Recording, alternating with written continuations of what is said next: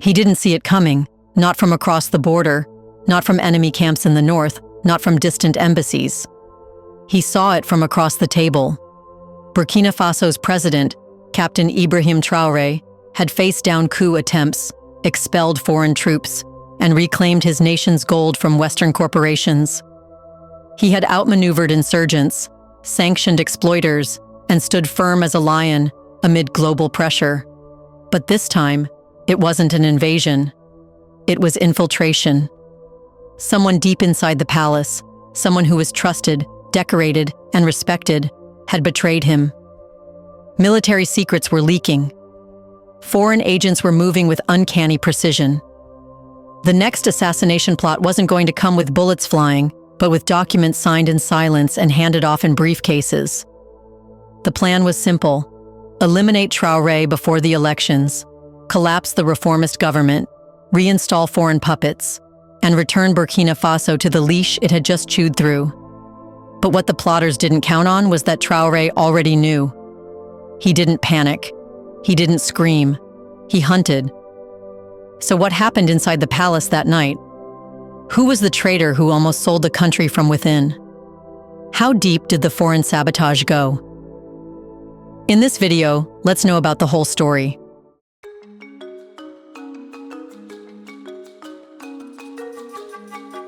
Ouagadougou, the capital of Burkina Faso, lay beneath a shroud of quiet, the kind of quiet that doesn't bring peace, but unease.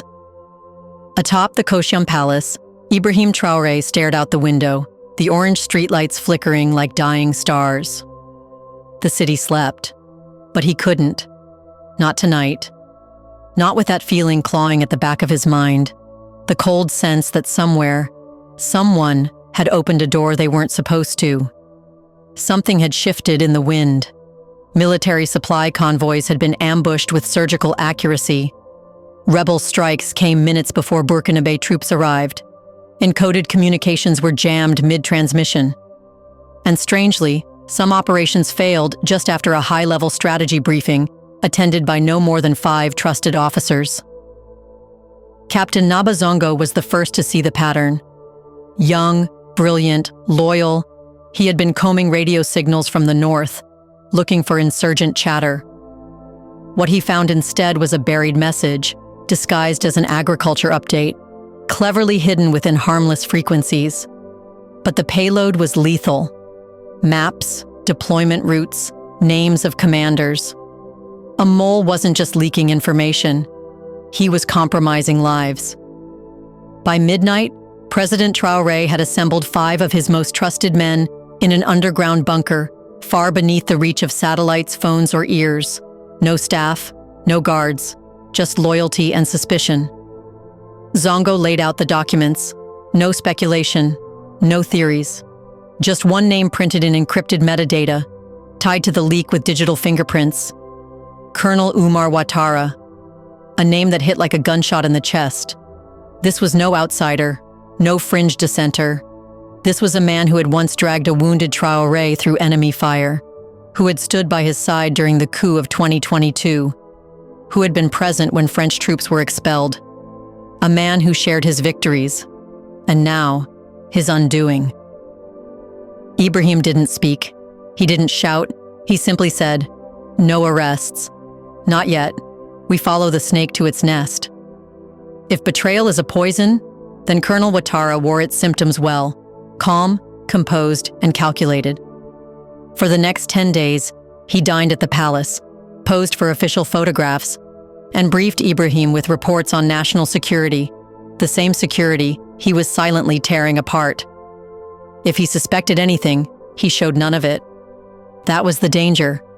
Behind the scenes, Zongo's team transformed into phantoms.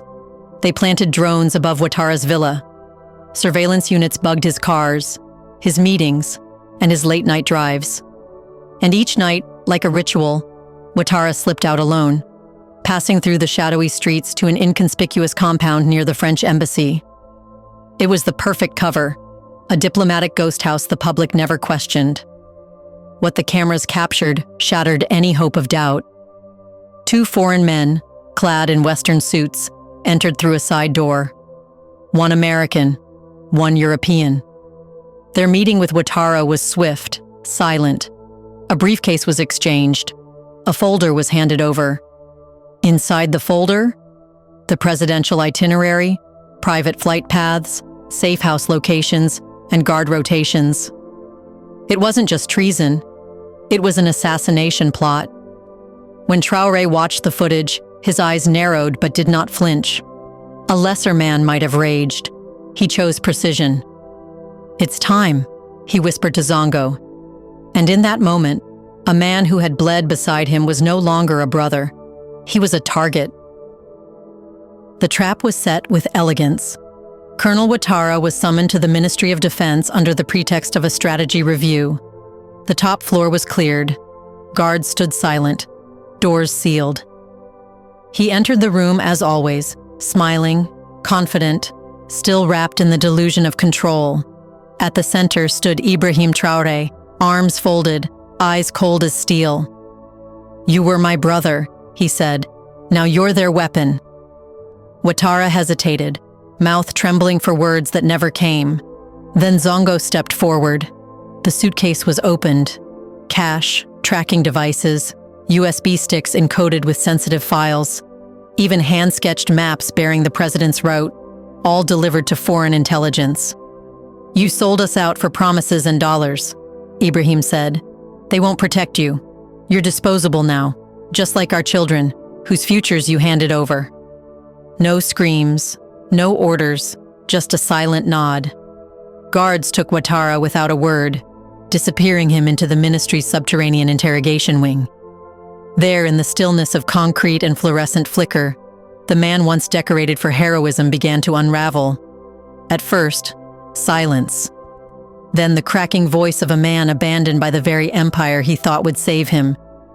"They came to me last year," he muttered. "Told me you were dangerous, that they would help me lead after you were gone. They promised safety, a home in Paris, a UN position."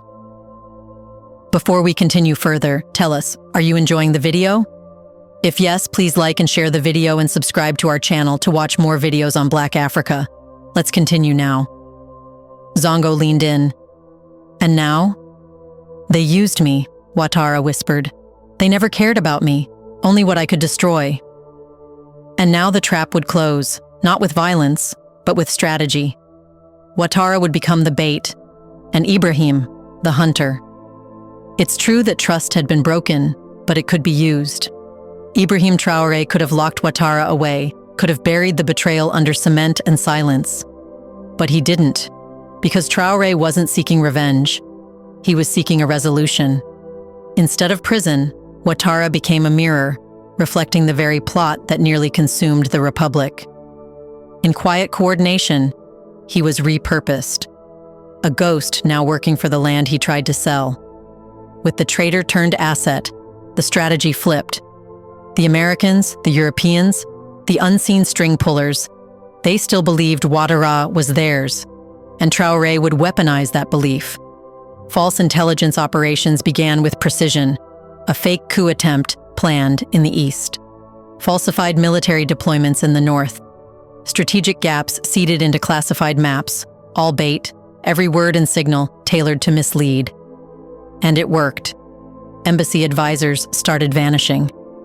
One, exposed by a leak to the local press, was splashed across headlines as "the mole in the suit."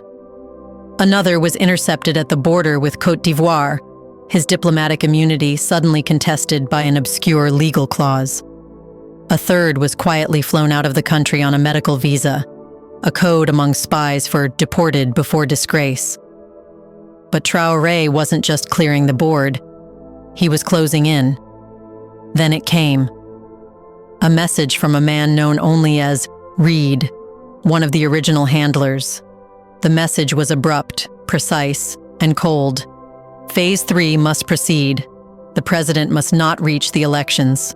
Ouattara responded, "Yes, let's meet." The meeting point was selected by Traoré's team, which was a worn-down safe house on the outskirts of the capital.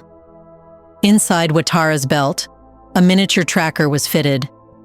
Inside his collar, a needle-thin microphone was installed. every breath recorded, every word transmitted. The plan wasn't just to catch spies, it was to end the conspiracy permanently. The night air outside the safe house hung heavy, thick with anticipation. Hidden in shadows and silence, elite Burkinabe units ringed the perimeter. Each heartbeat was timed, each step was rehearsed. Inside, Ouattara sat across from two foreign agents. One was Reed, the other unnamed but equally sharp-eyed. They poured tea as if this were diplomacy, but the stakes were far more deadly. Reed leaned in, eyes narrowed. "Does he suspect?" Ouattara didn't blink. "No," he replied. "He trusts me, fully." A grin, the kind that assumes victory. "Then we strike now," Reed said. "We finish him before he becomes untouchable." Outside, in a black SUV parked beyond the bushes, Ibrahim Traoré sat in silence, earpiece pressed tight, jaw clenched. When that final sentence left Reed's lips, Traoré didn't hesitate. He tapped once on the armrest. In a blur of silence, the trap closed. Doors exploded open. Shadows turned into soldiers. Guns raised. Commands barked. Reed stood, furious. "You can't do this! We're diplomats!" Captain Zongo's voice rang out like iron. "Not tonight." Within seconds, the agents were disarmed, restrained, and exposed. The mask had fallen, and beneath it was the face of raw foreign interference. As the dust settled, Traoré entered with no rifle, no armor, just him, a man who had walked through betrayal and emerged steel. Reed met his gaze, defiant. "You think this ends it?" Traoré didn't blink. "I didn't win," he said. "Burkina Faso did." And with that, the lion turned and left. By morning, the headlines weren't just news. They were history.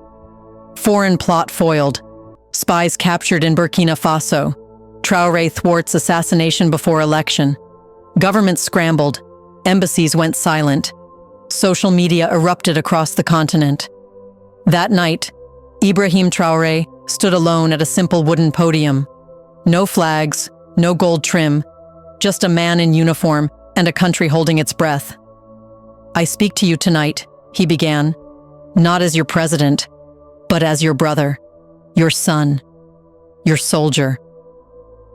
The room and the nation fell still. "They tried to poison our nation," he said. "Not with bombs, not with bullets, but with betrayal, with promises wrapped in silence. They failed. I will not sell this country.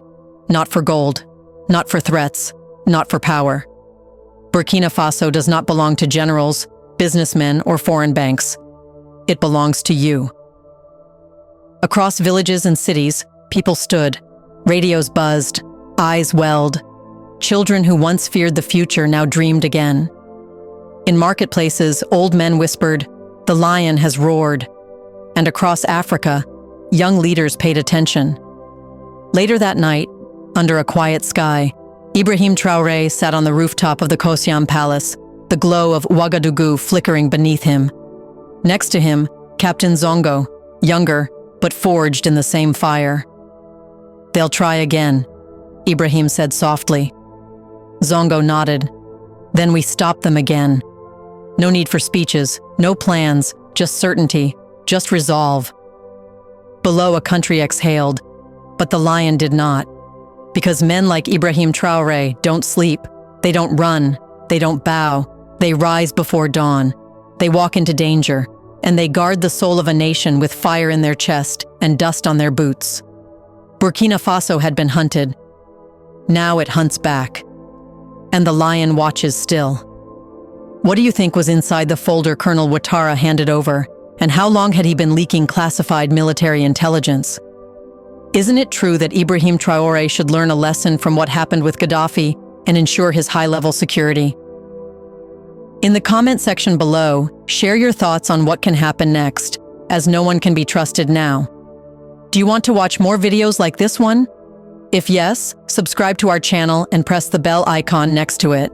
We bring videos on Black Africa, its history, rich arts and culture, and things the world should know about. Thanks for watching, and until the next video, stay tuned.